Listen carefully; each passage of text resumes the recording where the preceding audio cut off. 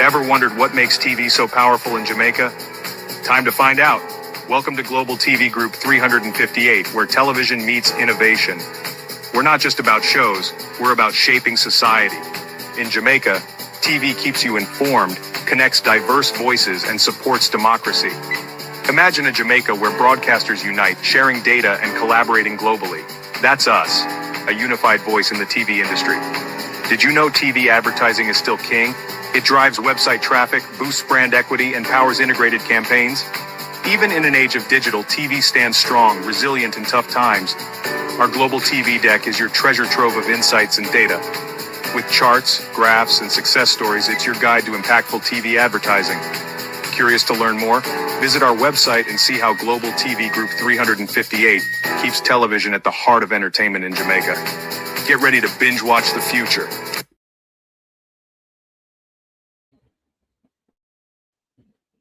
Corruption is a vile disease that sucks and drains the health out of something good. Corruption in society is an evil moral infection that keeps community in the state of perpetual sickness. Corruption is a moral virus. It's so potent, it leaves its host sick, lethargic, and unable to realize and accomplish all that a well person can. Where corruption thrives, poverty and not prosperity thrives. Wealth is grabbed into the greedy, grubby hands of those who get fat on the toil and labor of good people. Corruption benefits, only temporarily, those who participate in it. Everyone else is a victim of the theft, the deceit, the dishonesty, and the lies that corruption feeds on. You need to know that a corrupt person is stealing from you.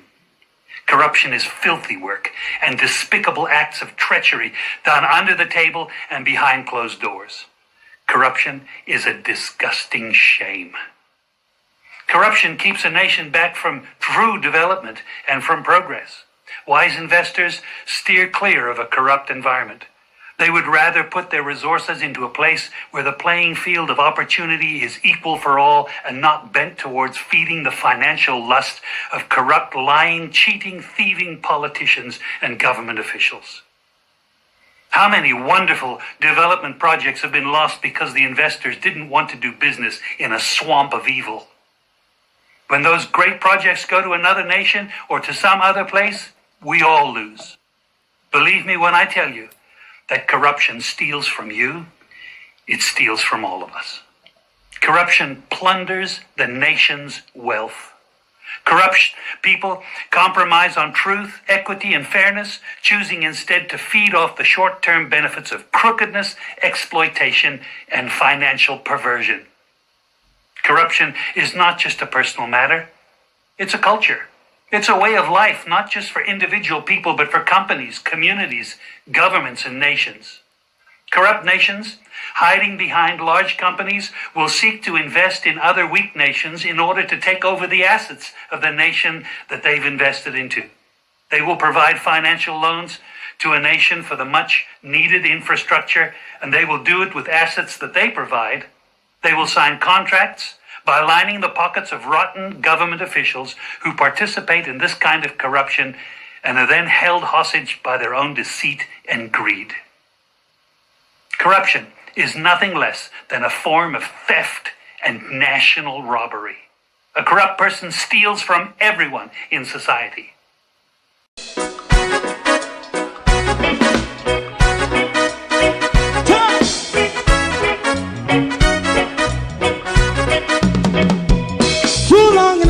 Ghetto, run, keep going on, less process. For children of Israel do really love rights.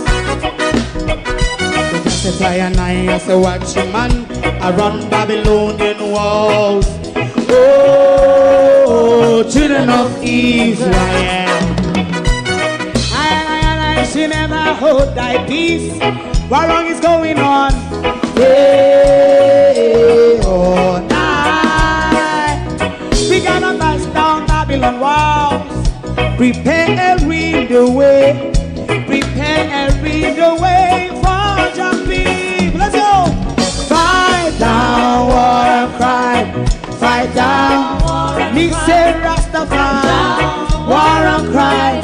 And do the up righteousness. And we love Jah, and we love Jah, Jah Rasta, and we love Jah, Jah Rastafari, save all people. And we love Jah, we love Jah, Jah Rastafari, we love Jah, Jah Rastafari, save all people.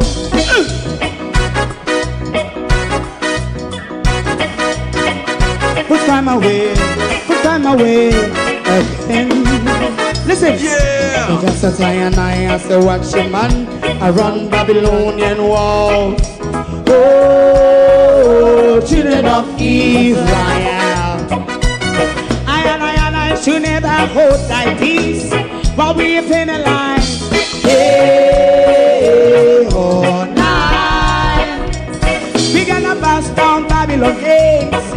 Prepare the way, prepare the way for Jah Rastafari. Fight down war and crime, fight down war and crime, Rastafari, war and crime, and build up righteousness. And we love Jah, and we love Jah, Jah Rastafari, and we love Jah, Jah Rastafari. We love all, and we love Jah, Jah Rastafari. Me love Jah, Jah Rastafari. Me love Jah, Jah Rastafari. Preserve all. Me love Jah, Jah Rastafari. Jah Rastafari.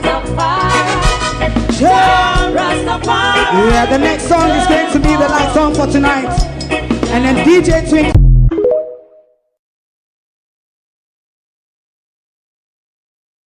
Yeah, we're still there on the gullet side. If you want to know, just look over here. So, Globalists, good morning and welcome. Thank you all for joining us this morning. To my community of party and all my family members, platform moderators, membership holders, viewers, subscribers, commenters, and trolls, good morning and welcome.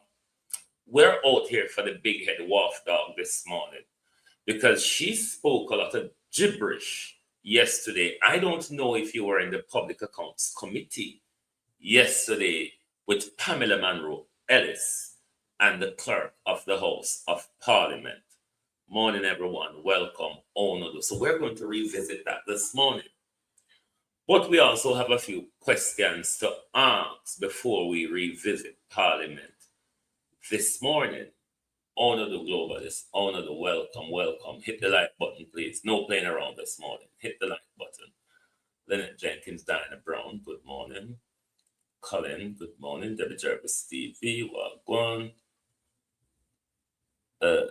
Blossom Riley, good morning. Laverne, good morning. George Beckford, good morning. And welcome. Honor. Now, as I said yesterday, that there were some Auditor General report tabled in Parliament yesterday. So we ought to look out for the breaches and the stealing and all of that. But I don't want to sound like I'm defending Darrell Vaz this morning in relation to the Starlink galang in them. The $12 million for the 200 Starlink. I really don't have a problem with the price. The problem, though, as identified, Gloria Taylor Morning. The problem, though, as identified by the Auditor General, these people fail to follow the rules. When I check how much 200 Starlink would have cost in the UK, Sharon, good morning. Colleen, how you do?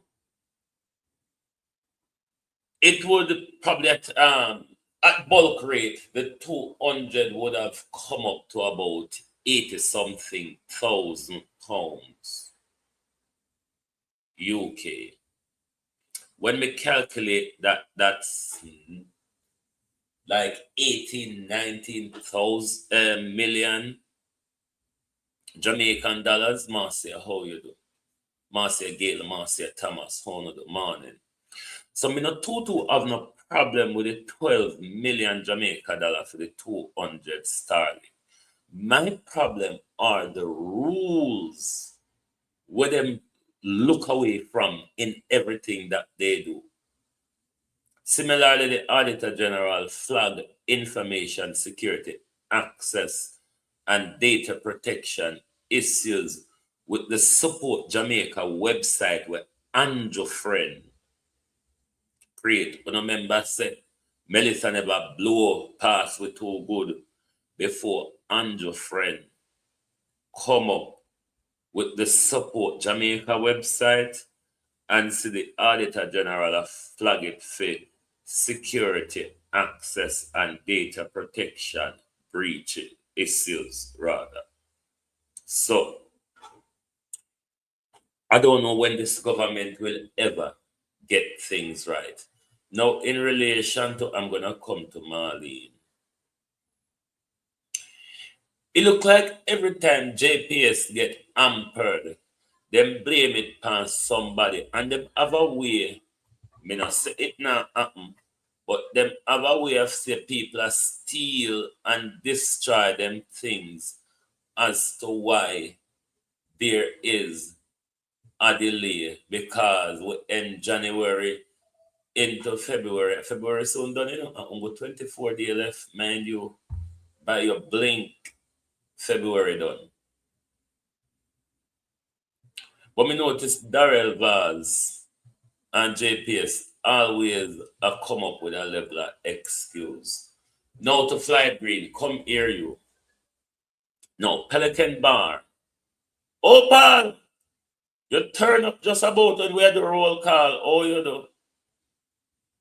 Now, Pelican Bar Flight Green has been reopened, which is the only thing at the moment that will bring some economic life to our community.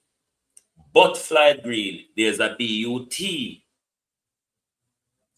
It is why I said to you the other day, the help of carrying fish pot wire to them in parity, it's kind of no help at all.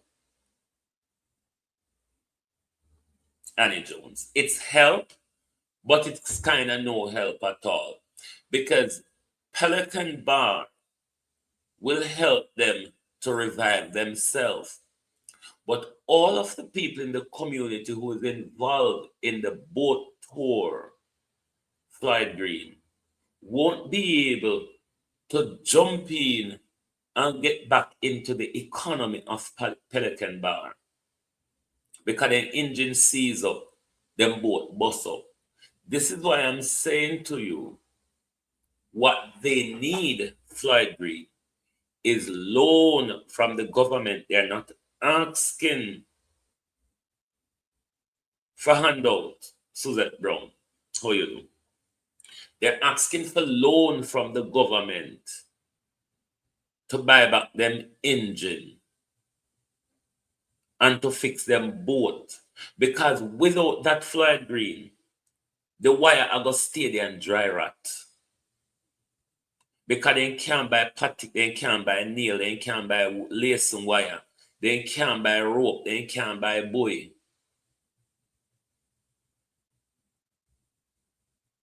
And even if they make it cross this up, they would have to swim carry pat them gonna see 1-1 if they make it out there with them. Because they're not on a boat, no engine, Flight Green. Let's jump uptown. How you do? Marcia Thomas. Because they don't have no boat, no engine. And without the boat and the engine, the economy and viability, Flight Green, is dim. Without boat and engine, the economic viability is dim in getting business of the local tourism that Pelican Bar provide. What the fishermen of Parity need, Flight Green, is assistance, is loans to purchase engine, because them business ain't gonna go nowhere, ain't gonna restart without them having an engine. And without them having the boat is not even such the big issue, because you can taka and dry and buy the fiber mat, the liquid, and the dryer where to fix the boat. That is not such the major issue. The engines, Floyd Green. The engine, Minister of Fisheries and Fish. The engines, they need loans to help them to buy engines to get back them business up and running. The business can't get up and running with fish pot wire, Floyd Green. Fish pot wire come in at the middle of their rebuilding. Them have to rebuild them vessel first. Without their vessel, they can't do anything. Denise Hilton. Without their vessel, they can't do anything. Well, the Starlink them is like it's a waste of money anyway, because they get them and they really not use them and they pack up in a store when the government could use them, set them up in a places like St. Elizabeth and so on, where we barely can get to talk to people in my party same way, you know. 1 minute what a talk and the phone kick out. Arlene Scott, how you do? 1 minute what a talk and the phone kick out. We still can't get to talk to people them a party. If the government did care that way, then the government could have used some of those Starlink set up in our communities like Westmoreland and St. Elizabeth, Hanover, wherever we not get no connectivity.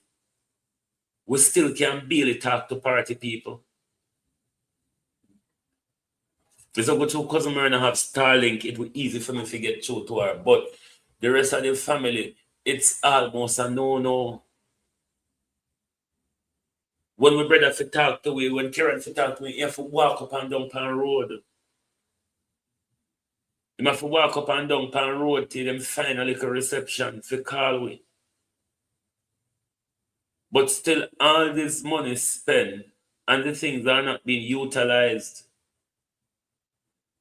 But then again, we expect Holy Patif and all this something to go on with Fred Sanders. Oh, you do. Now, let me turn to Marlene Malaho Fort. In relation to the Cyber Act, in relation to the Cyber Act, Marlene Malaho Fort, me notice we're not doing a lot to clobber us, not just in Jamaica, abroad. And it was Marlene Malaho Fort asked to bring back criminal libel. But if you understand Section 9 of the Cybercrime Act, it works very similarly to what was criminal libel, albeit with its updates, where that malicious communication clause within Section 9 of the Cybercrime Act, that's operate like criminal libel, where they can come after you criminally if they can't get you for defamation. But what they're seeking to do is even broader the tentacle, and both PNP and JLP are on board with this. They're broadening the tentacles where they can even come after us abroad. But I think that Marlene Malaho Fort have problem with is it shows you how these people are out of touch and out of social understanding of where we are in social media and AI. Because one of the things I've been how you do, one of the things that she would be coming after with for, she said the other day, she sees somebody, they make a AI image of her with her in handcuff and police around her and say she's being arrested. Marlene Malahou, there's nothing criminal about that. All these are called social media memes. Memes. Funny things to laugh at, you stupid woman. Memes, darling. That's what they're called. Social media memes, Earl Reed. Morning. Often, you see the other day, all sorts of memes of Donald Trump, memes of the Venezuelan president. It's what happens on social media. We make memes of political figures to criticize them and to show the irrelevance of them. There's nothing criminal about that, Marlene Malahou fought. Me notice you no want to protect what you don't have, never have, will never have. And even if we don't get it, it falls through SIB like a water, character and integrity. You don't have it. So don't try to protect something you don't have. They're called social media memes. There's nothing criminal. Oh, yes, a fool. There's nothing criminal, fool, about a social media meme. We use them to critique, to criticize on them. Raymond. Oh, yes. Oh, she's still a judge. Molly, does she not still sit on the bench? If her political life over tomorrow, Marlene Malahou is going right back on the bench.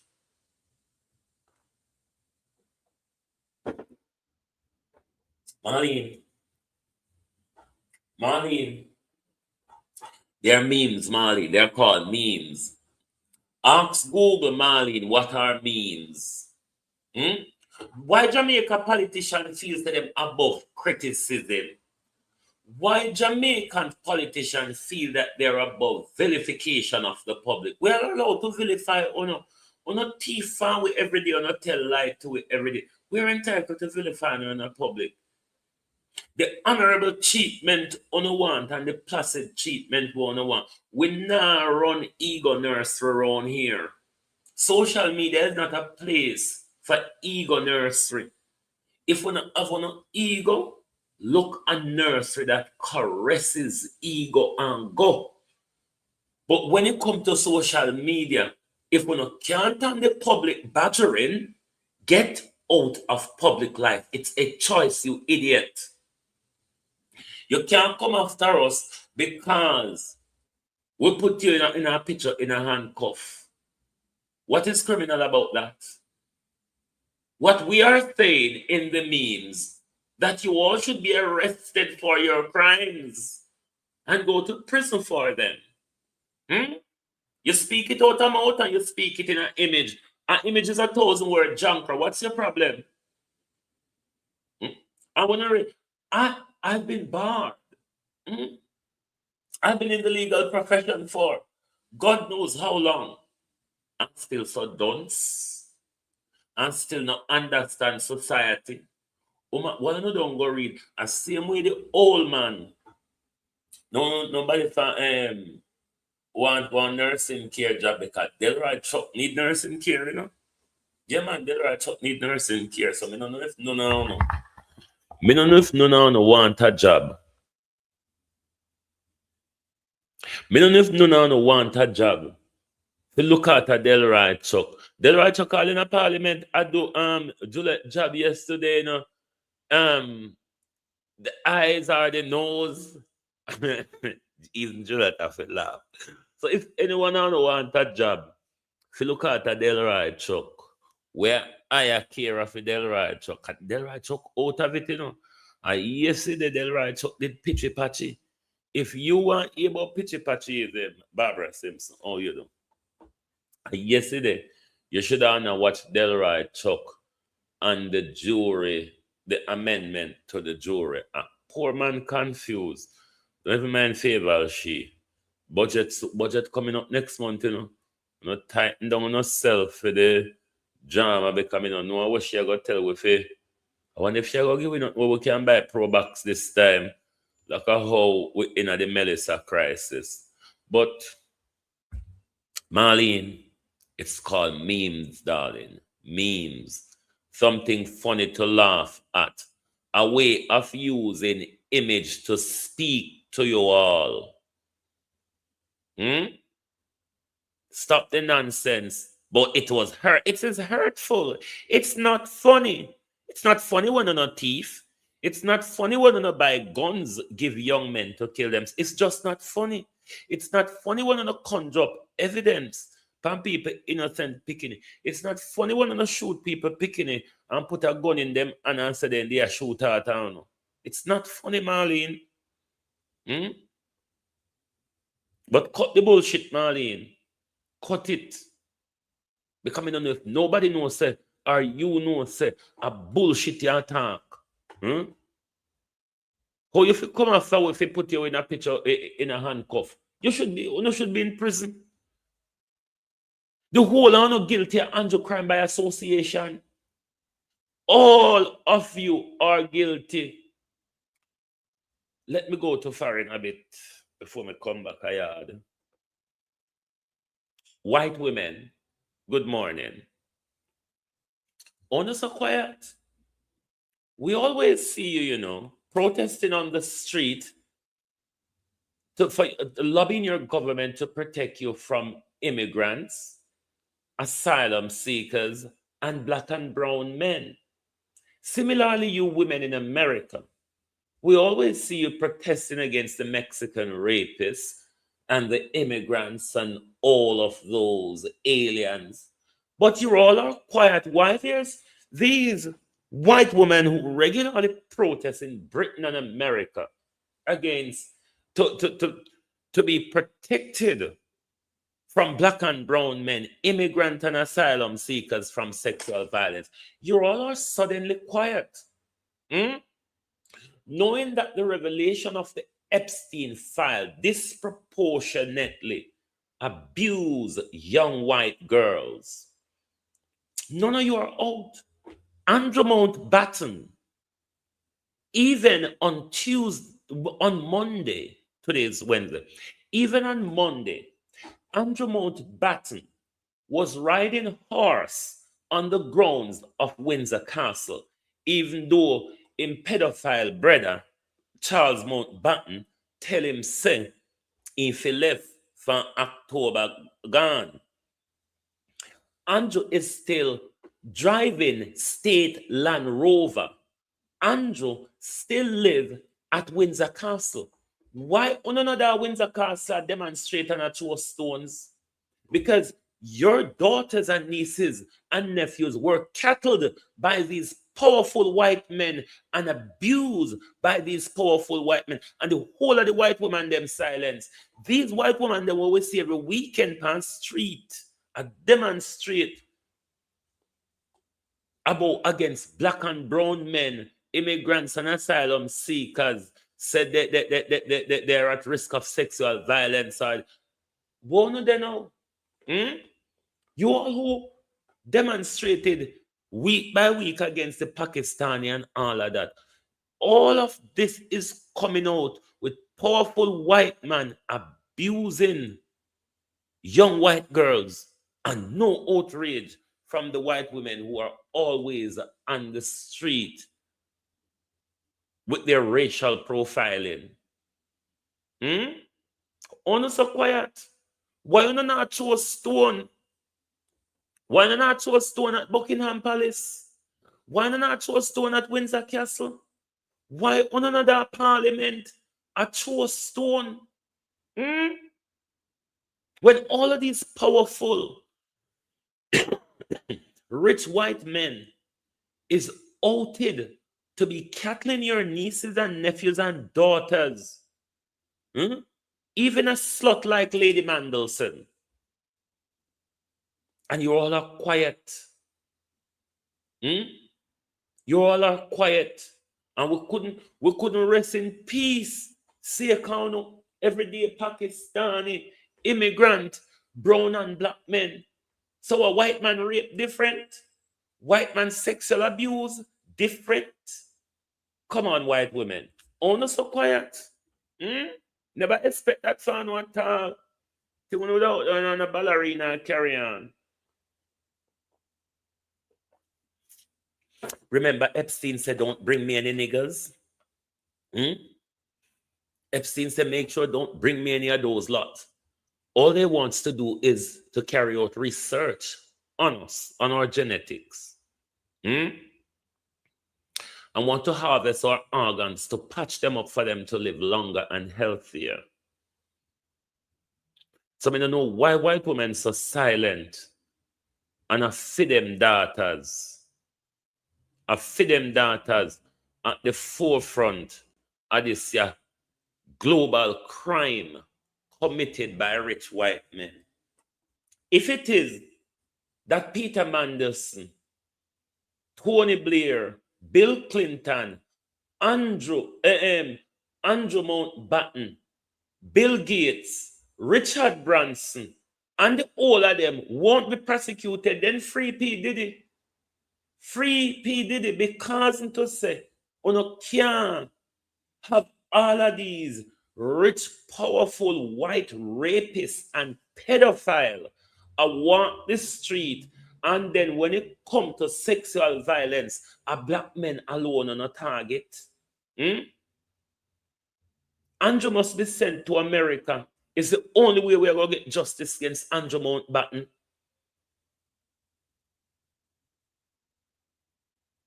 The police already investigate Peter Mandelson, but they now go do nothing to Andrew. So the only way we're going to get justice against Andrew Mountbatten if Andrew faced the rhythm in front of the FBI and in front of Congress, because they're bound for perjury themselves. They're bound for perjury themselves in front of Congress. So Bill Clinton, Hillary Clinton, Bill Gates, Richard Branson, Tony Blair, the whole honor Violet Watson, all you do. The whole honor. You must go on trial too. These holy reduction, the only thing the DOJ should be redacting is the name and faces of the victims in the Epstein file. The rest are not forget fling out and dash out. But white women are not too silent. Because we know so not always demonstrate when it comes to black and brown immigrant and asylum seekers. But we are going over the PAAC committee. The WAF dog was there yesterday, and to me, Colleen was lying. Lying through the canine teeth. So, make we listen this morning, and then we'll come back on the other side, or we tap and interrupt the little big head liar. Committee members and colleagues, Chairman Hope Blake, Deputy Financial Secretary in the Ministry of Finance and the Public Service, and with me is Barrington Thomas, Principal Director of the Accounting and Financial Policy Branch. And I know there are other members of the Houses of Parliament. Just introduce yourself, please. Good morning, Chair. Good morning, members. Ms. Tiffany Stewart, Senior Legislative Counsel. And you're also with the Parliament? Okay, well, just... Anyone there where did the PAAC committee yesterday? Introduce yourselves, please. Good morning, everyone. My name is Stephanie Hamilton. I'm the Senior Research Officer. Good morning, everyone. My name is Angelica Patterson, and I'm the Research Officer. Okay. Madam Clerk, I'll invite you to introduce yourself and the team from the Parliament that are here. Is the mic on?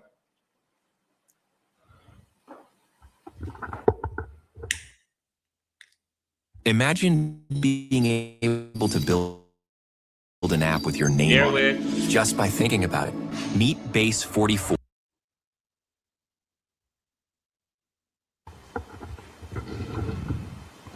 Abin. I was there for a bit. Thank you, Mr. Chair. Hold, just turn it up, yeah. Okay, thank you.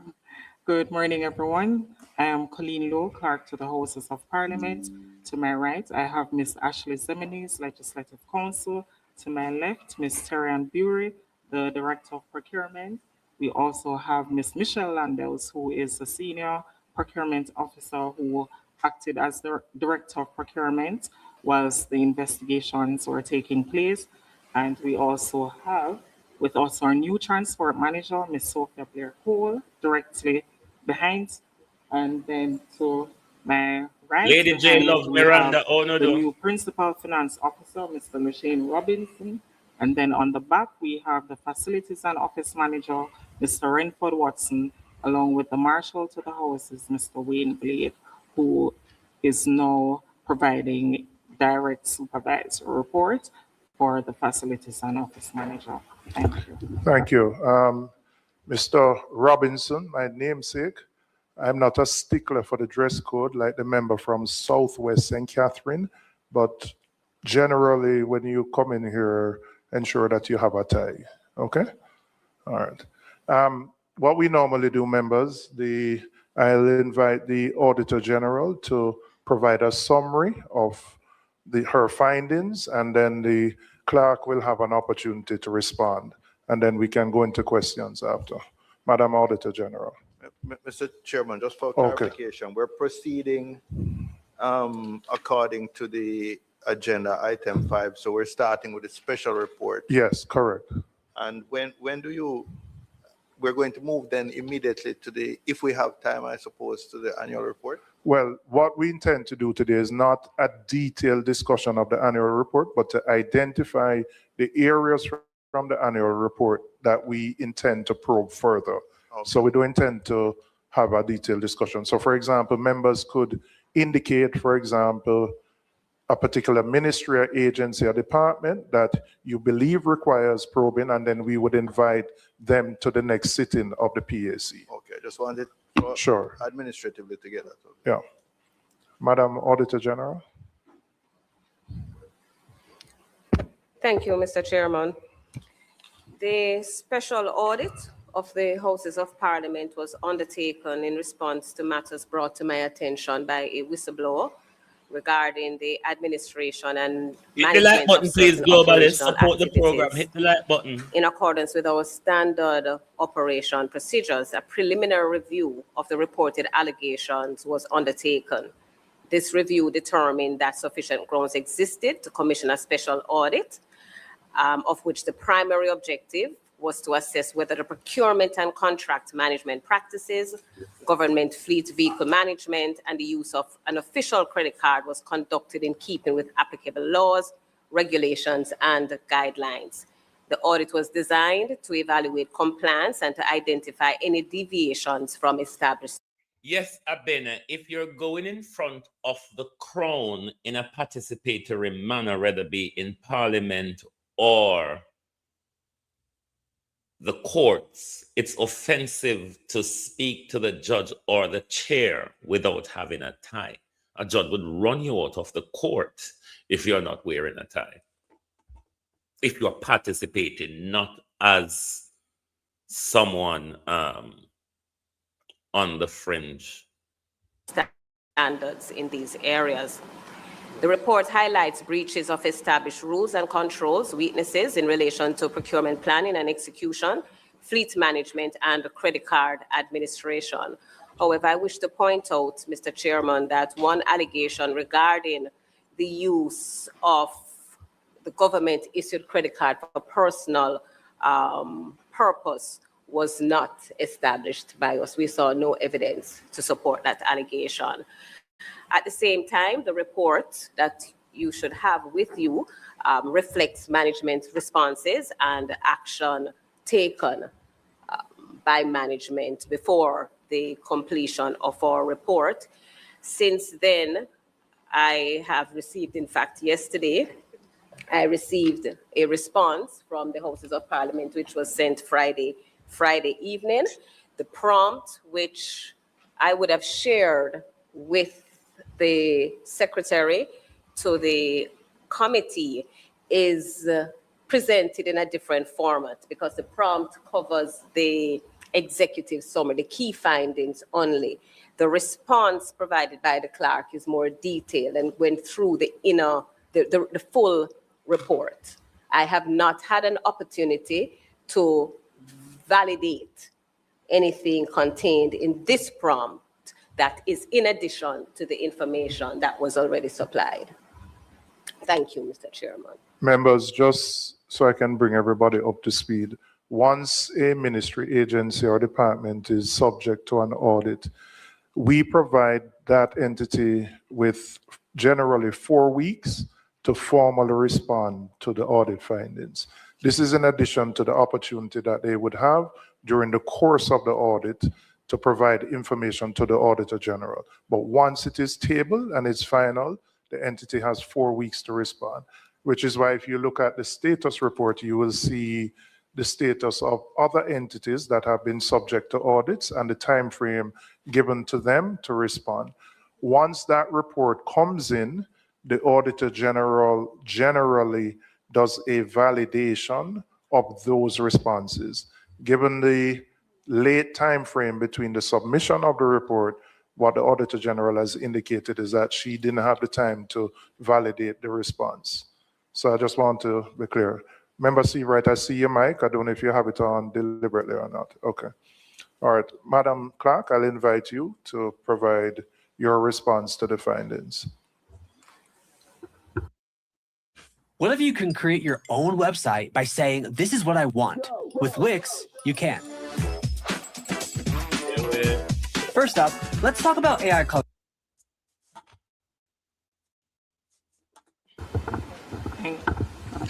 Thank you, Mr. Chairman. Today, I appear before the committee in my capacity as accounting officer for the House. I think you have to speak a little closer. Pull the mic a little closer to you. Yes, that's better. So, sorry. No shame on our teeth, so no shame on the get. Okay, it's easier for me to just vote. So, good morning again, everyone. Today I appear before the committee in my capacity as the accounting officer for the Houses of Parliament, and I wish to affirm my respect for the committee's oversight role and my commitment to accountability and the proper stewardship of public resources. The matters before the committee today arose from a special audit conducted by the Auditor General. My office has reviewed the findings, accepted those that are founded, and have implemented corrective measures where weaknesses were identified. I wish to state clearly at the outset that based on the findings, there was no actual financial loss to the government arising from the deficiencies identified, noting that certain matters remain under statutory review in accordance with the Financial Administration and Audit Act. The auditors did not find any private or personal use of the government-funded credit card, and all funds identified were fully accounted for. In relation to fleet vehicle management, I did not authorize any personal use of government vehicles, nor did I authorize or condone the falsification of entries in the logbooks. Where control weaknesses came to light, those arrangements were stopped immediately and stronger oversight mechanisms were put in place. As part of strengthening governance and ensuring compliance with the FAA Act, the Houses of Parliament approached the Ministry of Finance and the Public Service and formally requested the implementation of an internal audit committee. This represents the first time such a committee was being established in the history of the Parliament and is a significant step in institutionalizing oversight and accountability. Several of the issues raised in the report reflected historical control gaps and periods of administrative transition. Pamela. Once these matters were brought to my attention, directives were issued, controls strengthened, and governance arrangements formalized to prevent recurrence. I'm here today to assist the committee fully to clarify the factual and governance context, and to answer questions on the systems that are now in place to protect the public interest and the integrity of the Parliament. Thank you, Mr. Chairman. All right, thank you, Madam Clerk. I'll start off by looking at key finding number 1. And for members, I'm reading from the prompt, but you can ask questions either from the prompt or from the full report. The issue of the unauthorized use of the motor vehicle. On the 3rd page, and I just bring your attention to a bullet point. HOP's response dated September 2025 cited August 15, 2025 memo claiming clerk's permission, even though no evidence not provided. Can you elaborate on that? Because the Auditor General is saying there was a response from, so I'm just for everybody so you can follow. I'm reading from this prompt and I'm on, this would be 1, 2, I'm on this page. It's not numbered, but I think it's page 3. Key finding number 2, bullet point number 3. And I just want to ensure just clarity on, you have this or you don't have this? Could we provide a copy to the clerk? Parliament always do them something without numbering on them pages. And this is in relation to overnight retention and permission for the use of the vehicle. So the bullet point number 3 states the response dated September 2025, cited August 15, memo claiming clerk's permission, although evidence not provided. I'm just seeking clarity on that. Hit the like button, globalist. Evan, how you do? Hit the like button, no. Don't make me start regarding the overnight retention. Yeah. Mm-hmm. Okay, so by way of... Just again, put the mic a little closer to you. Okay, so by way of background information, just to state that the officer in question was completing part-time studies at the University of the West Indies.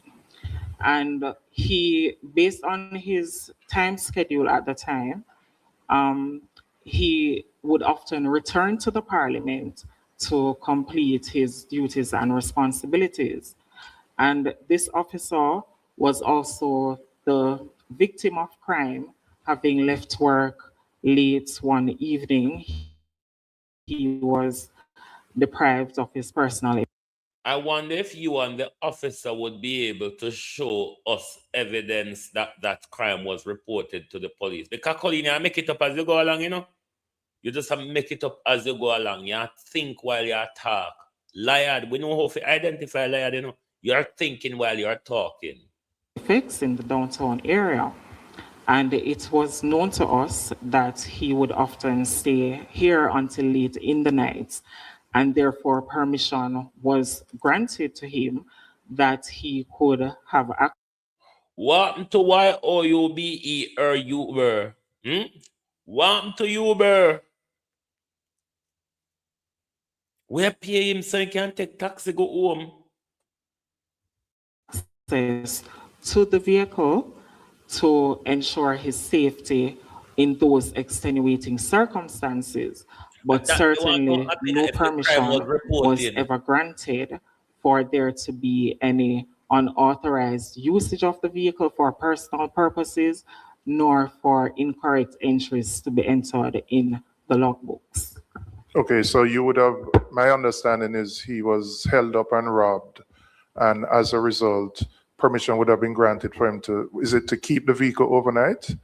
In cases where he was working beyond sociable hours. Okay, and in terms of the, I note, was there a disaggregation? It said, show the facilities and office manager use the vehicle 173 of 183 days often parked off-site overnight. So Sharon, how far you would the permission have gone in terms of granting him to keep the vehicle? For the nights when he was here until very late, he would have permission to drive the vehicle home in those circumstances for purposes of safety, but certainly not to use the vehicle for any personal or private use. And as my girl, oh, that is that personal or private use.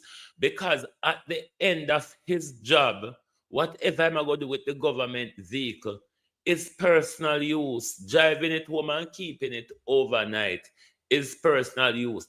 Are you saying if him girlfriend, mother, wife, daughter, brother, whatever, take sick in a night, enough it jump in a hit with them, can them go to hospital? Is that the bullshit you're advancing, my dear? Head big like a waff dog. should also state that during the days, he would have also used the vehicle for official government purposes. Because sometimes we only have two drivers employed to the Parliament. Currently, we have one. So on occasions, he would also assist us in carrying out their activities. Madam Auditor General, just seeking your guidance here. In a scenario where there are extenuating circumstances and permission was granted by the clerk for overnight use of the vehicle, what would satisfy the Auditor General? Because it was raised as a key finding and a breach. Was it the absence of written instructions, or what would satisfy you that permission was granted in a scenario like this? Yeah, Mr. Chairman, as the clerk shared her position, I was actually consulting with the AP for that area because— What does AP mean? I'm sorry, the audit principal, okay. With responsibility for the audit, because what she shared just now, that she granted permission for the vehicle to be used in some circumstances, that's actually new to me. So it is not something that I would have given. Me tell her so she'll make it up as she go along. Because if that was the reality, little girl, you could have said it from day one in the probe. But you think and talk, isn't it? You're thinking and talking, and you don't know. So when you not think and talk is the easiest way to identify lies. Contemplation, to my understanding, up to this point, is that there was no evidence that permission was granted for the use of the vehicle. I am now consulting with my AP on that. In any event, I believe the circular does say that permission has to be granted by the head of entity. This matter is here as an issue because there was no such evidence that any permission was granted, and my understanding is that the clerk had also denied giving any such permission. I'm hearing something else now, Mr. Chairman, that I really do not want to provide the darling of integrity, one Pamela Monroe Ellis. Pamela Monroe Ellis no keep nothing for no.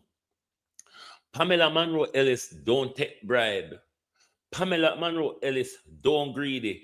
Pamela Monroe Ellis just do her work thoroughly and honestly, little liad girl.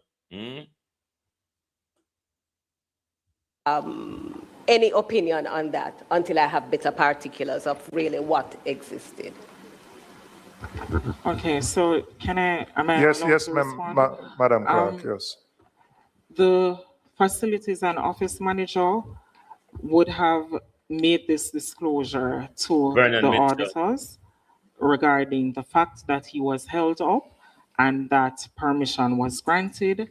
And I also do believe that I would, in the exit interviews with the auditors, this would have been stated. What is clear is that there Wanna put the hashtag in the chat for me now, please. Hashtag think and talk, because she's thinking and talking at the same time. And expose herself as she go along. was no written permission, and what is also clear is that no permission was ever granted for there to be any breach of the FAA Act or for any incorrect entries to be made in the logbooks. So just so I'm clear, so there would have been, after the incident, verbal permission would have been granted given the incident, but nothing was put in writing. So when the Auditor General would have done her audit, she would not have seen evidence of permission in writing. There is no permission in writing, that is correct, but disclosures would have been made to the auditors by the facilities manager of what transpired when he was held up after leaving work very late one night. All right, I say Member Bunting and Member Seabright. Member Bunting first. I'm just trying to get some clarification. As an attorney, Colleen, you're not a good liar, my dear. Colleen, you're not a good liar as an attorney. Attorney tell better lie than that. You're making it up. You never even plan the lie before you come. You never even plan the lie before you come. You're making up the lie as you go along. Boy, oh boy. On that third bullet point, House of Parliament's response dated September 2025 cited an August 15, 2025 memo claiming clerk's permission. Hit the like button, please. Evidence not provided. Is that memo in the package? I must say, if you could point me to it. If you look at HOP 5, I'm sorry, in the exhibits that we would have sent. Oh, this is in your response that just came. Would it be No, in your management response? Response that would have been shared via email. Oh, it's the appendix. Oh, Yes. sorry. So members, I think this is the appendix that you can point us to that particular. It wouldn't be a page. Exhibits, yeah. Exhibit what? HOP 5. HOP 5? Yeah.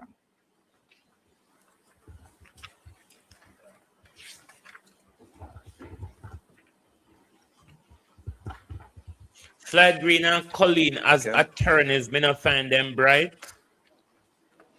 So this is the one dated or stamped August 15th, 2025? It's stamped August 18th, Oh, but 18th, it is sorry, dated August 15th.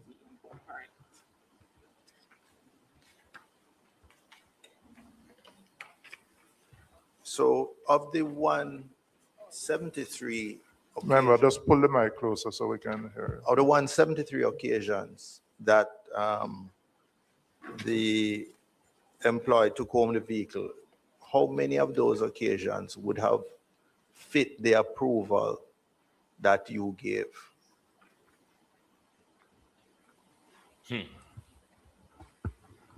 I would not be in a position to give specific numbers, but that information could be provided in writing. But qualitatively, would it have been the vast majority? Boy, he couldn't think up the liar. So he said, okay, when I go away, I'll think it up and I will submit an answer to you in writing. Girl, you're wicked and lie bad. I will teach you. Well, they went to law school. It's generally what they teach us at law school. Would it have been half? Would it have been a minority? I just want to get a sense. In other words, was your approval abused? Baby. Or was it generally in line with what you had approved? From my own observations, Right I on, would whistle state perfectly. that it appeared that there was no abuse of the permission. There was no abuse, you said? Based on my observation at the time. Which one of the highway I look out, darling? Additional information came to light at a later time, and that is when I would have provided instructions to the What was legal the department. information? This was in June of last year, for them to also do a review based on information that was coming to my office about the manner in which the vehicle was being used, to determine if there was any abuse or non-compliance with the FAA Act. And upon receiving that legal opinion from our internal legal branch, the facilities and office manager was instructed that he should cease driving the motor vehicle, because in addition to instances where it was found that it was being used for personal reasons, it was also discovered that he was not ITA certified at the time. He did not have the proper certification that would have allowed him to be driving the government-owned vehicle. Was he aware that he needed that before the ITA certification? Was he aware of that? Certainly, because based on his job description, he had responsibility for fleet vehicle management, and one would want to imagine that any officer using due diligence would certainly be aware as to what is required of blame shifting, blame shifting, blame shifting them. And there is, I saw something in one of the exhibits where it also indicated that the certification was granted at some particular moment in time. So if it is that it existed and it expired, certainly the officer would have an obligation to. Oh, so he had it, it expired, and then he renewed it, but there was a gap. I'm not seeing evidence of renewal. It was not renewed? No? I don't have that evidence. And that certification lasts for how long? I know a driver's license lasts for a particular period. It's 2 years. So every 2 years, the officer would need to renew. So during this period, how long would he have been driving the vehicle without the certification? Or approximately how long? Roughly. Expired, I think July. I think it expired July 20. Under the company compliance and audits, anything an employer need to have renewed, the company must make sure it is done. Anything, any little license certification or whatever we need a work to do a job, when it's coming up to the time of expiring, we managers make sure we have the course, the certification, whatever it is. So don't put a come here with the blame shifting this morning. Say, Inshidan, what is your responsibility as accounting manager? You said, little girl, you are here in the capacity of the accountable manager officer of Parliament. So don't come shift the accountability from somebody else now. What is your role there? Idiots. 2024. And he continued to have access, or July 2023. But what I would ask, Clark, just in terms of checks and balances, Eugene, how are you? The owner shouldn't be solely on the individual. There should be a process where someone else would need to verify that he in fact has the certification. It shouldn't be just from a process management perspective. It shouldn't be left to him alone. And that goes for any individual. Someone should. I mean, I can say as parliamentarians, we have to provide our updated documents on a periodic basis to show that we still have our driver's license, etc. So whether it is HR or another function, someone should be checking to ensure that all officers who, whether they're granted government vehicles to drive, that they have the appropriate certification. You want to say something, Madam Auditor General? Member Seawright, I'll come back to you, but just release your mic so I can give the Auditor General. Go ahead, Madam Auditor General. Yes, Mr. Chairman. So I just want to emphasize that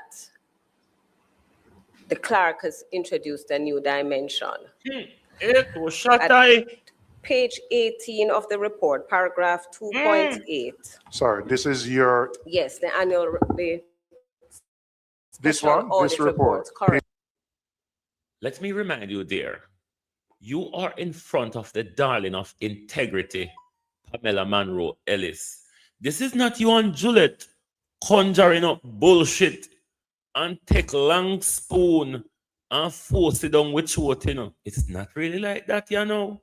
So I don't know. Oh, you go come out of Pamela's clabbering today. First Pamela hear them a thing, yeah. Page 18, one second. Let's just get to it. Section, the revised comprehensive motor vehicle policy is referred to. You're on what, 2.7? 2.8. 2.8. Section 5.4. Right. Point 4. So it stipulates that the government vehicle should not be retained overnight or beyond the period of specific assignment in special circumstances, such as where a vehicle is used to transport members of staff.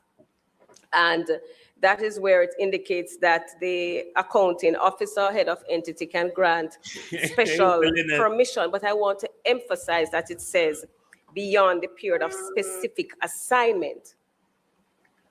The representative from the Ministry of Finance is here, and I believe it would be useful to hear the Ministry of Finance's position on that, because what I am understanding here is that the clerk is saying that she did in fact give the FOM permission to utilize it for personal reasons. I don't know that a head of entity or an accounting officer can grant permission for a fleet vehicle to be used for personal reasons, but you can grant permission for the vehicle to be retained at the end of a special assignment. So if he's transporting members late in night, or he's asked to do an assignment which takes him beyond working hours, then I do believe that permission can be granted to retain that vehicle overnight. So I really want clarification if that's what the clerk said. And as I said, that this is really being introduced to me at this point. All right, Madam Clerk. Okay, so Madam Auditor General, just to repeat what I stated earlier, that no permission was granted for private use. I would have given some background information as to why. Little girl, the fact that he was robbed doesn't warrant it's not your feelings. It's the policies and the procedure. We're not here about your feelings, Miss Lady dear. We're here about the rules and the procedures that you looked away from. Make him uncle, him mother, him brother, him sister, him wife. Somebody come pick him up when he done work late at night time. Or in sleep on the floor of Parliament when him done at night time. But as long as you give him for the reason to go home, idiot, it is per son all. There is nothing for him to do for us, the people of Jamaica, from Parliament to his home and back. Idiot. It's personal. So I don't know what you're reiterating. Idiots. I mean, useful. Not about useful idiot anyway. Donald Trump is a more useful idiot than at least him a mash up America. But then again, I mash up Jamaica already. The officer was allowed to use the vehicle based on extenuating circumstances. He would be at work beyond 9 p.m.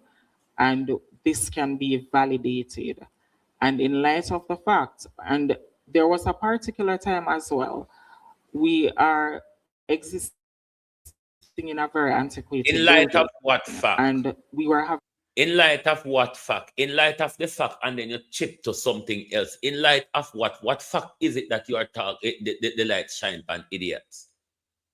You know, just because yourself look like baboon in front of we. This is in front of Pamela, Monroe, Ellis. You idiot! You should have at least prepared a few good lies. Having a lot of challenges, and therefore he, at a particular time, he was here up until perhaps 10, 11, very late in the night. And in those circumstances, permission was granted. And this information is not new. It was clearly outlined to the auditors when they were conducting their research here. So it is not new information, and the facilities manager, I know, has stated this. All right, Member Clark. Well, Seabright was first, then Member Clark. Oh, but the Member Seabright. Thank you, Mr. Chairman. For the Auditor General, the management response, it indicated that once the deficiencies in the fleet logbooks and supervision were identified, the Houses of Parliament instituted, I believe, weekly supervisory spot checks, and they strengthened the approval processes and introduced a rule that no fuel or maintenance is authorized without a clearly defined and pre-approved purpose of travel. So from your professional perspective, would you agree that if this is consistently applied, that these measures would directly address the control weaknesses that have been identified in the audit? Now, beyond that, question two, really know, when I went through the reports, the response outlines that the clerk issued multiple written directives: December 12, 2025, January 14, 2026, January 17, 2026, January 19, 2026, requesting explanations and documentation from the facilities and operations manager. Yet these were, repeated refusals to respond. So how does a committee then, how do we distinguish between what could be some institutional control weaknesses, but really individual non-cooperation? And how does an accounting officer handle a situation like that where somebody is blatantly not following internal accountability processes and the audit itself? Thanks, Member. My quick response to question number two, I think that is that question is best suited for the clerk. I guess she ought to explain to the committee how she will handle this matter. In relation to the logbooks, I believe that if there is consistent and faithful maintenance of the logbook alongside addressing the deficiencies identified, well, certainly it is hope that there would be improvement in that area in the future. And regular supervision as well. Thanks for that. Madam Clerk. Well, so just to state, Mr. Chair, that our response to the Auditor General's finding has been twofold, where firstly, there was immediate termination of the unauthorized access to prevent any further personal use of the government-owned fleet vehicle. And secondly, we have now institutionalized a new structure where we have a new transport manager in place. We have moved from a person-dependent system to a procedure-driven framework. In fact, we are now at the stage, it was raised in the audit report, about the non-operational vehicles that are here, and we are almost at the end of the. How is it that our country is being run? But then you can see, because them your people here, every time an Auditor General or an IC report come out, them a put measures in place for this, them a put measures in place for that. And the next year come, the same problem even worsen. I mean, juicy beef galang better than this. procurement process in getting a haulage contractor to come and remove those vehicles for boarding. And we have a strict zero tolerance policy on uncertified driving. Currently, I can confirm to the committee that we have no officer here at the Houses of Parliament who is operating any fleet vehicle without valid certification. The new transport manager has also implemented and has been maintaining a mandatory register of ITA certifications, and this also extends itself to the office of the opposition leader's office as well. And the new transport manager has been conducting weekly spot checks and monitoring the logbooks. So no resources are being released unless trips are pre-approved as official business with a clearly defined purpose. All right, members, Clark, then Cousins. Press your thing now. Thank you, Mr. Chairman. Good morning, all. Earlier, the Auditor General would have asked for the permission to be granted for the person from the Finance Ministry of Finance, Ms. Blake. To answer a question. But before she does, Mr. Chairman, the same section, page 18, 2.8, I think the answer lies right there. It's section 5.4.4 of the RCMVP stipulates that government vehicles should not be retained overnight, fine, or be on a period of specific assignment, correct, except in special circumstances. What Colleen explained, Eroy, was not exceptional circumstances.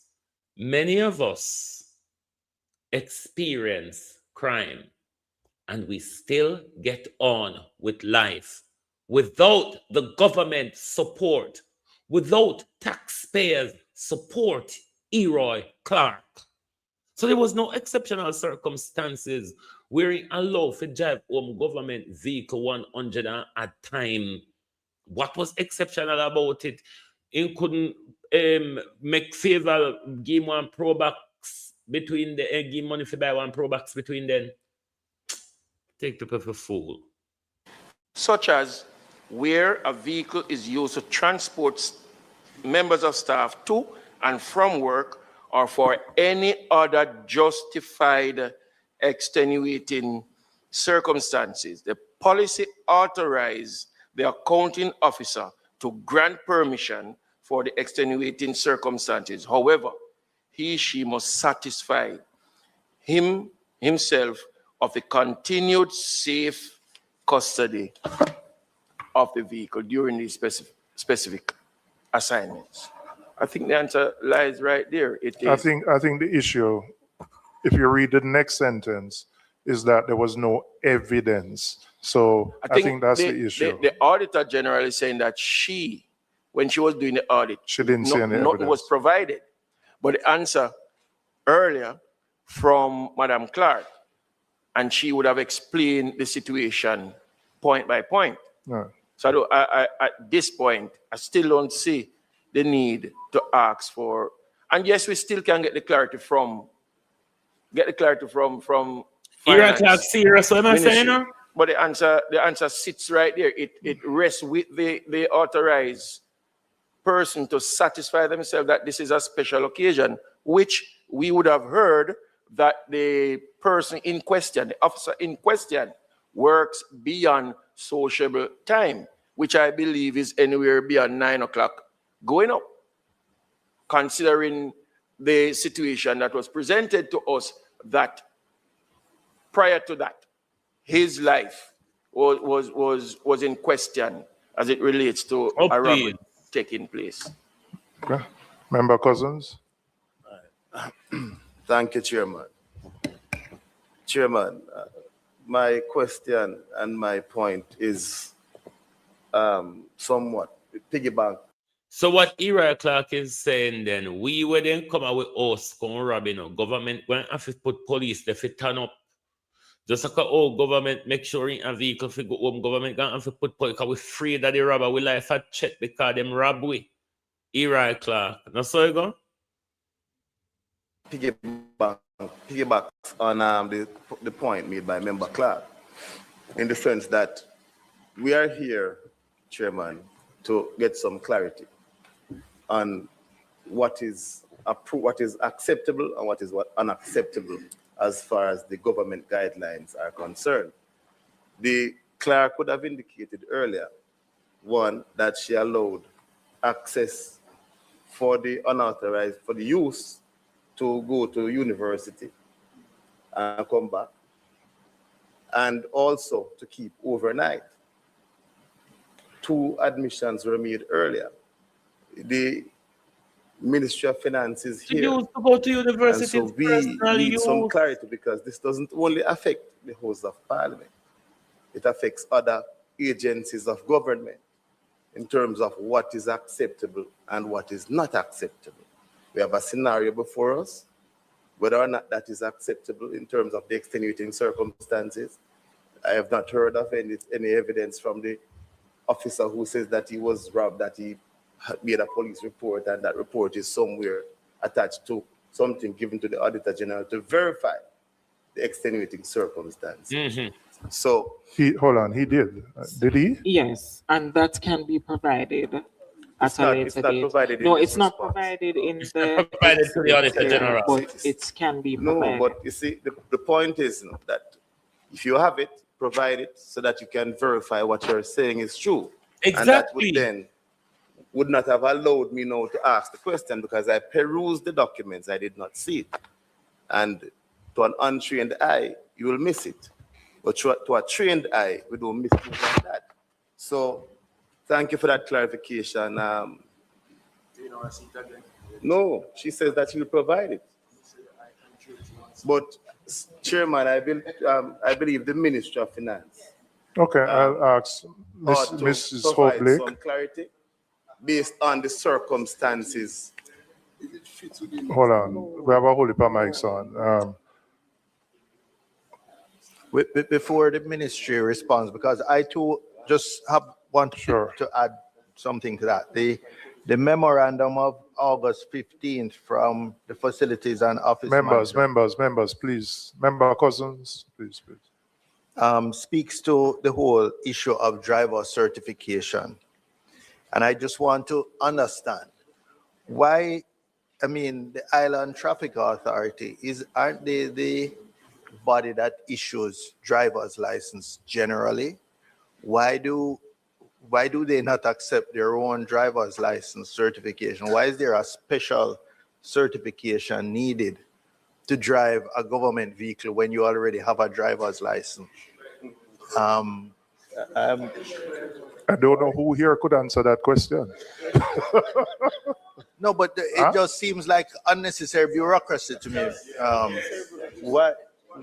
Why would you need? It's the same Island Traffic Authority that would have issued every driver's license, whether private, commercial, general, whatever the categories are.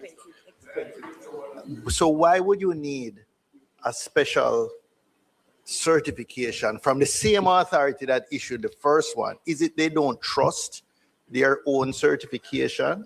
Because this is not a specialized vehicle. We're not talking some heavy articulated tractor head or something like that. We're just talking a regular, Prado. So that's one. And then there's this issue about the distinction between the yellow-plated vehicles, and I'm reading from this memo, and the privately insured. So I'm going to assume that the yellow-plated vehicles are uninsured or self-insured by the government, and that the privately insured vehicles are the ones with the regular white plates. And again, I just want to understand if there's some distinction between those who are certified to drive the same vehicle, for example, a Prado that might have yellow plate in one instance, but white plate in another instance, but is the identical vehicle. All right, I don't know who can answer those questions, but I want to invite Mrs. Blake from the Ministry of Finance. Member Gordon, just release your mic and then turn it back on after. No, he was after him. I'll come to you. I'll come to you after, Member Cuthbert. All right. Member Clark read from the policy, but I'll just read another section that talks about the unproductive use of fleet vehicles. Section 5.4.2 of the Comprehensive Government Motor Vehicle Policy says, drivers and other authorized employees who operate fleet vehicles must note that the government motor vehicles should only be used for official duties. Therefore, on no occasion should these vehicles be used privately. So that generally governs the use of fleet vehicles. He read further down by 5.4.4, which talks about the extenuating circumstances that gives the accounting officer the right to give permission to an officer to use the vehicles. But of course, you would have seen up here that it spoke about not using it for private use. And the example given here is if persons work late and you have the driver, then you wouldn't require the driver to carry back the vehicle to the premises of the entity, right? So the driver would be allowed permission to take home that vehicle once the accounting officer satisfies him or herself that the vehicle will be safe. So that's generally it. So there is the possibility that the accounting officer can give permission. In this case, he said he was robbed, etc. But of course, there needs to be evidence of that. And therefore, it would need to be in writing, because you would also need to know how long is this permission being granted. So those are the considerations. In terms of Mr. Member Bunting's question about the yellow plate and the white plate, assigned vehicles. So if most of the assigned vehicles are privately insured, are insured, not self-insured. Fleet vehicles generally are self-insured by the government. And those are yellow plates? Yellow plates. Okay. Okay. All right. Member Gordon, then Member Cuthbert. Oh, she answered it? Okay. Member Gordon. Good morning. Thank you, Mr. Chairman. Mr. Chairman, I'm grappling with the fine line of demarcation between what is approved by the accounting officer and the policy as it relates to who can drive a government vehicle. It would also seems to me that there's a void where there's one driver short at the Parliament. So over time, that driver was asked to carry out those functions. Would the Auditor General tell me whether or not that constitutes a breach? Or is it that the clerk failed to have adequate staff on board so as to avoid the approval of the use of that vehicle? Thanks for that question. Mr. Chairman, if you'd allow me the privilege of deferring to the representative from the Ministry of Finance who developed the policy, and I think is in a best position to indicate the intent of the policy. Okay. Mrs. Blake? Thank you, Chairman. Okay, section 5.4 again. Earlier, it talks about the transport manager will be the officer authorized by the accounting officer to assign and manage the motor vehicles. The intention is that government vehicles, government-owned vehicles, are driven by, we call designated drivers, government drivers. So that's the general rule, right? If you have a government-owned vehicle, not the assigned vehicles now, but once you have a fleet vehicle, there is a driver and there is a post, there are posts designated for drivers to operate those fleet vehicles. So generally,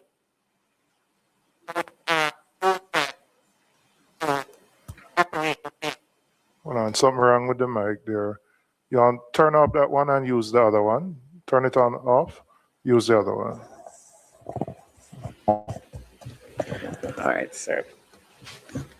Right. In addition, the policy says the transport manager has authored that only authorized personnel are allowed the use of a fleet vehicle.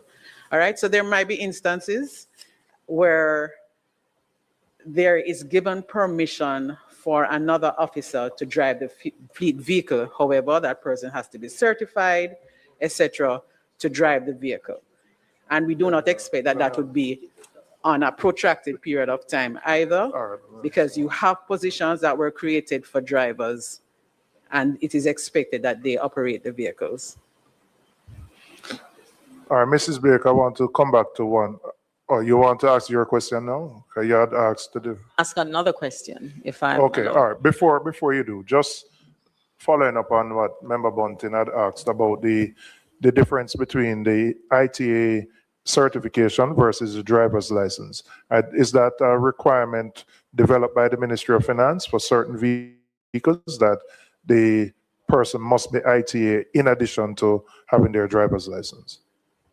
The motor vehicle policy does indicate that the driver has to be certified. However, this is in keeping with the ITA, the act that they use. So it's just a reflection of what the ITA requires, that the drivers are certified. I think this came out of a concern that there were multiple accidents, and the ITA had, at the time, felt that part of the issue was that the drivers needed to be recertified. And this goes across the board for all government vehicles? Across the board. Okay. All right, Member Corporation. I hope we can wrap this part up soon, but you know, from what the member just stated, I don't. What kind of wrap it up soon? Wrap up what soon? Favor iron donkey.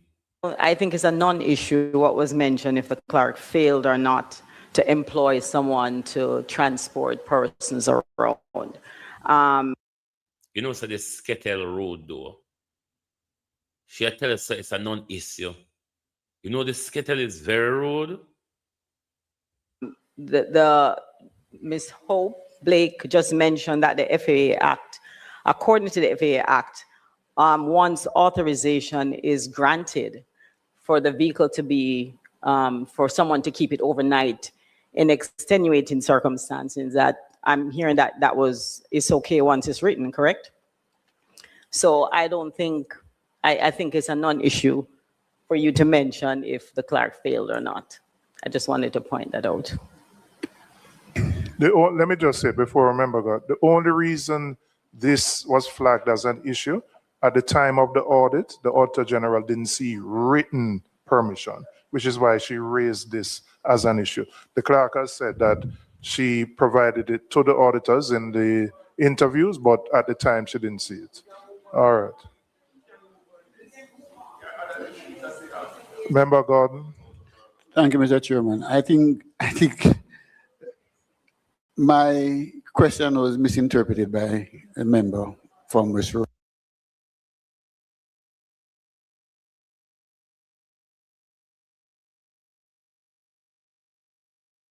St. Andrew. At no stage did I refer to the clerk as being derelict in her duty. I asked the question whether or not the shortage of a driver would place that person who was authorized to use the vehicle in a precarious position because he was acting in a capacity not available to the Parliament at that time. And hence, I'm asking the question whether or not it would satisfy the Auditor General that the accountable officer made that authorization. This has to be the most powerful smartwatch the world has ever seen. Just pop it on your wrist and in.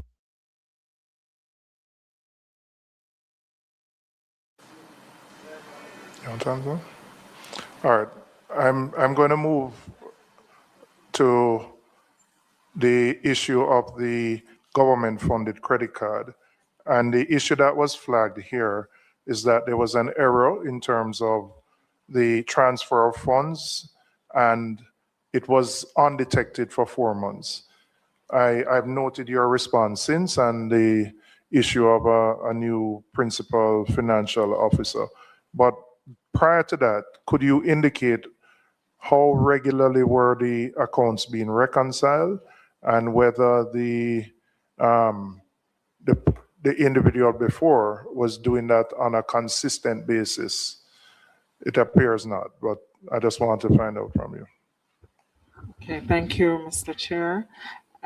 Based on instructions received, it is our understanding that the reports were not being maintained in a consistent manner, and proper oversight perhaps was not adopted in the circumstances, which would have led to this processing error from the bank. And let me just ask, I note you have said since the new PFO has come in, does the principal financial officer report directly to you, and does he give you a status report with a monthly or so to say all the accounts have been reconciled and provide the evidence, give you evidence that statutory deductions are paid, etc.? Is that provided now? That is correct. He does provide a monthly report, and I can tell you that prior to even my tenure here at the Houses of Parliament, we had an issue where a lot of staff were being either overpaid or underpaid. Don't bother about Valerie now. The new PFO has joined the institution, we have seen several changes, and certainly reporting mechanisms are strong, and we do not have any outstanding quarterly credit card reports at the moment, and this can be attributed to the oversight that is being provided by the PFO. Member Bunton? On this issue, I mean, $29 million is not a little bit. Is it that the Parliament is so flush with money that they don't catch a 29 million error in transferring? There must have been, was there not a shortage somewhere else that would have indicated that this substantial sum is missing from where it should have been? I mean, and then for it to go undetected for 4 months, I mean, to say indicates weak reconciliations, that must indicate no reconciliation was taking place. How would a $29 million transfer error to a card account not be detected in the normal, I would imagine, at least monthly bank reconciliations that should take place? Thank you, Member Bunting. So just to state for the record that the erroneous transaction occurred on January 31, 2025, during the tenure of a former PFO who was on secondment to the Houses of Parliament and had the functional responsibility for oversight of the recurrent account.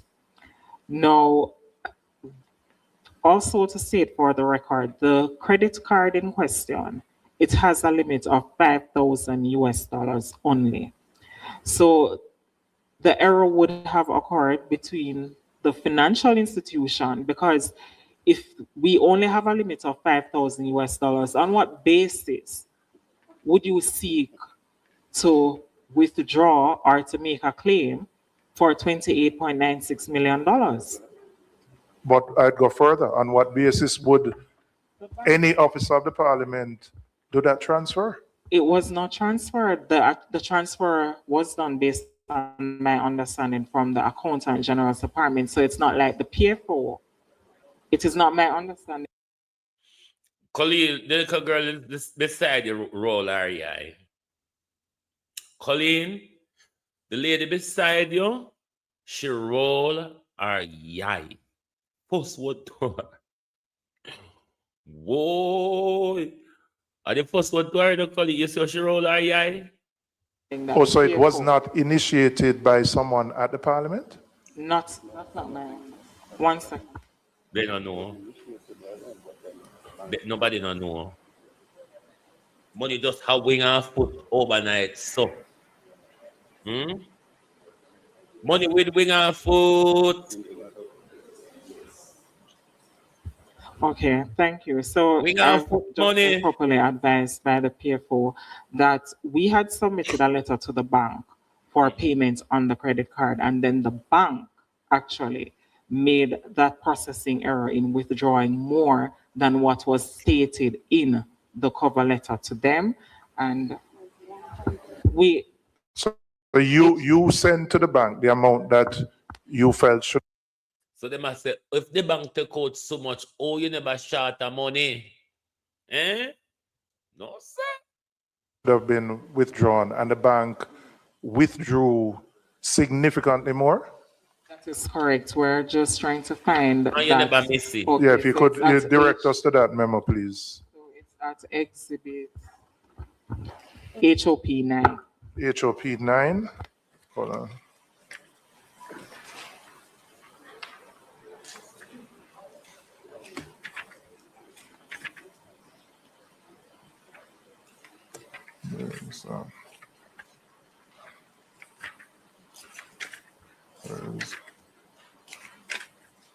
Juliet teach you fit tell teach you fit thief and tell lie, but he never teach you fit thief tell lie good enough. This is the January 28, 2025 letter to the manager of Scotiabank? Yes, that's correct.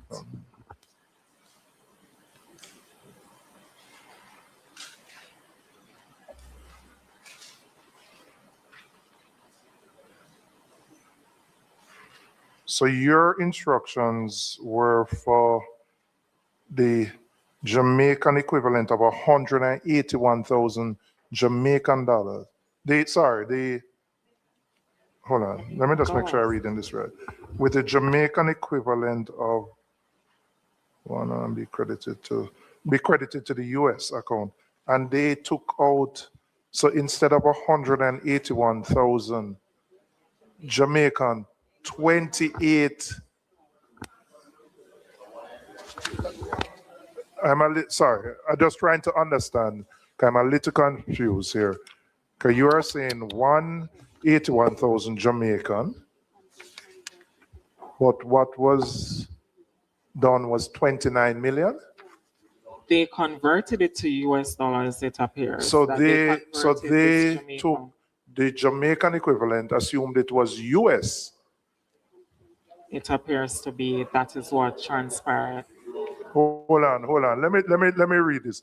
The Houses of Parliament is hereby requesting that the recurrent expenditure account be debited with the Jamaican equivalent. All right. Well, let's see why they're confused. Because you said with the Jamaican equivalent, so they would assume the 181 is US. I think this should have been written with more clear. It should have been clearer. Okay, I understand why the error was made, but it still don't explain why it takes so long to pick up the error, because that's a lot of money that you would have missed, that would have been taken out of your account. And but you are saying the accountant general did that transaction? No, sorry. Oh, okay. I stand corrected. Hold on, Member Brown has been holding. Go ahead, Member Brown. Thank you, Chairman. Pull the mic a little closer to you. So. Thank you. I wanted to piggyback on your earlier comment, and also I think Member Bunting, in terms of the undetection of this for 4 months. Specifically, I want to find out what is the management framework that you have in place, Clerk, to receive, and I see that seeping in through quite a few of the different findings of the Auditor General in terms of her report. What is the management mechanism you have? Because I see where after the issues have been highlighted, yes, the corrective actions have been instituted, but consistent throughout many of the findings is some indication that there is a gap in terms of management mechanisms, oversight. So I want to understand the structure of the Parliament in terms of, is there a monthly management meeting where all the functions are brought together to report into you so that these things are not undetected. And as I said, it is right across the board. The appropriations account, the breaches on the... What this is exposing is that all of these people with these high-ranking position at Parliament, them just come sit down, eat, talk, and mind people business at daytime, and nothing get done. Literally, nothing get done. The fleet management, those are being detected by the auditor.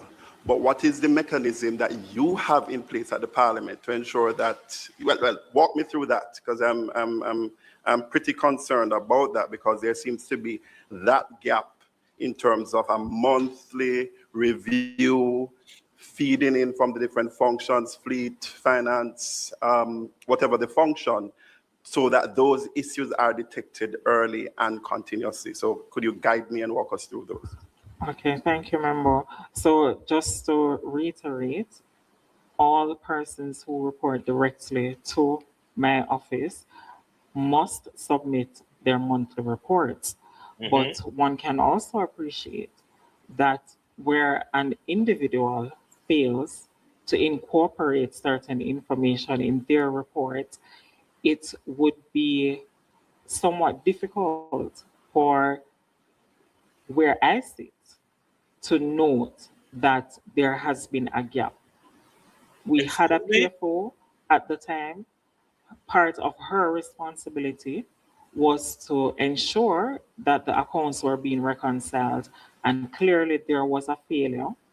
However, during transition, we got a new PFO who started the 1st of April, and by the 5th or 6th of May, thereabout, he detected this error. So it is clear that it's not a case where systems are not in place, but also a case where persons may not be applying themselves to the systems that exist. Officer with the oversight and Thank you for that accountability response, has failed on Madam all Clerk. things. So you get the report, all functions submit the report to you, but there's no active monthly meeting of the management and the leadership core of the Parliament where there's a discussion of these reports, so that if, for example, because you may be bombarded with 5, 6 different functional reports per month, because the fact is they are going undetected. The issues are going undetected, whether it be previous PFO or it being detected by the new PFO. It went 4 months undetected, and you would have received the 4 months of report from the, as you have outlined, from the outgoing PFO.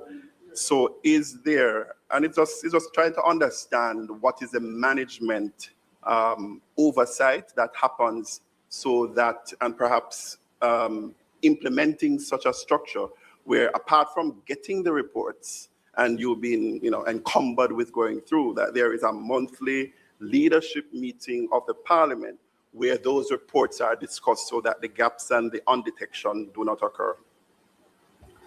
Okay, so we currently do not have any set monthly meetings for management, but as I have said before, even with the written report, there's an obligation for persons to pay due diligence and to give an accurate reflection. I don't know. I've been working in the private sector for many years, and we have to have monthly staff meeting, or at least quarterly staff meetings. Some place you work a 2 weekly you meet, but nothing no go on a Parliament, nothing at all, other than turn up and eat, chat, and get money. Of what transpired, I usually go over. Sometimes it's not possible to have these regular meetings because we have sittings twice per week in most instances, and there are other administrative and competing issues at hand. So it's somewhat difficult to have a prescribed monthly meeting, but there is a monthly reporting structure, and I do take the time out to review those monthly reports, and if there are questions or You are missing a lot in the monthly report. That means you are not reading them, or you're not understanding what you're reading. So maybe if when the whole honor did sit down around one round table and everybody are present their report, things wouldn't pass by you in a general sense where you'd have more reflection and can dig deep in. You're not even read the report, them idiot. Fool.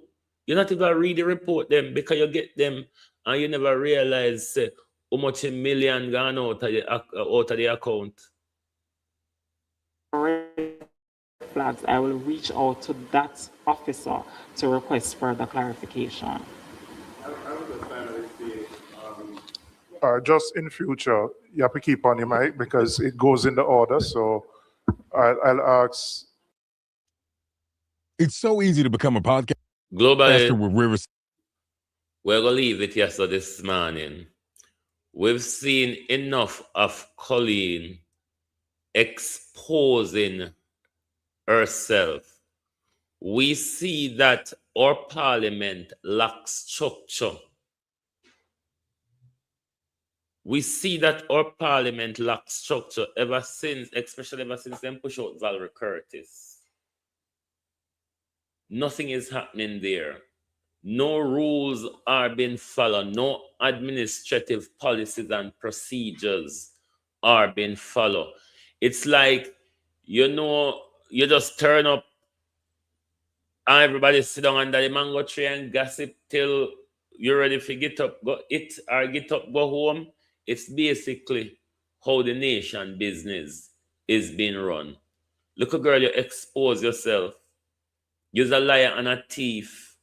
Anyway, we're gone about with business because look a sun out a door, and even though it's cold, it's worthwhile going for a walk. So, thank you all for being here this morning. Lovely to have your support as usual. Please do join us back this evening for the people's point of view. Thank you all very much. Good morning and good afternoon from Global TV.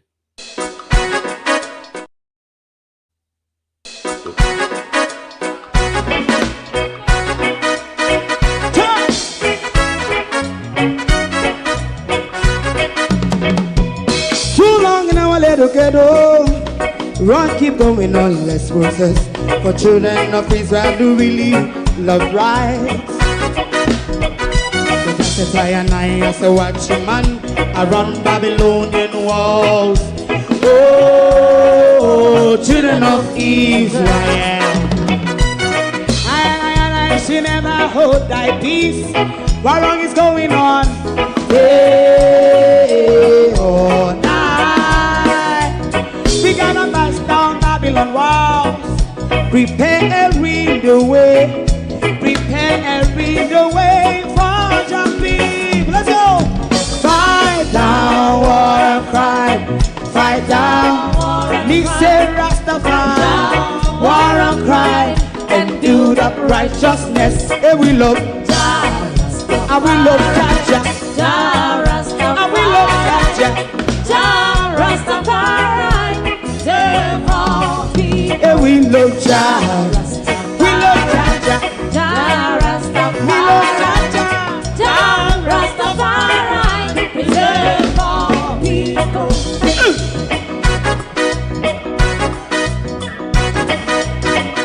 Put time away again. Listen, yeah. Just as I as a watching man, I run Babylonian walls. Oh, children of Israel, I should never hold thy peace, but we penalize. Hey, oh, night. We gonna bust down Babylon gates. Prepare the way. Prepare the way for Rastafari. Fight down war and crime. Fight down war and crime. Rastafari, war and crime, and build up righteousness. And we love Jah, and we love Jah, and we love Jah, Rastafari, we love all, and we love Jah. Jah Jah. Me love Jah Jah. Jah Rastafari. Me love Jah Jah. Jah Rastafari. Preserve all. Me love Jah Jah. Jah Rastafari. Jah Rastafari. Jah Rastafari. Yeah, the next song is going to be the last song for tonight. And then DJ Twink. If you don't like missing out on the latest shows but still enjoy classic hits, then Global TV Group 358 is your perfect match. Global TV Group 358 isn't just another channel, it's your ultimate TV experience. From breaking news to binge-worthy dramas and timeless classics, we've got it all. Our unique blend of original content and global favorites means there's something for everyone. And guess what? With GTVG's seamless streaming, you can watch anywhere, anytime. Plus, our interactive features let you be part of the action. So, whether you're a seasoned binge watcher or a casual viewer, Global TV Group 358 is here to keep you entertained day and night. Don't just watch TV, experience it with Global TV Group 358. Subscribe now and never miss a moment.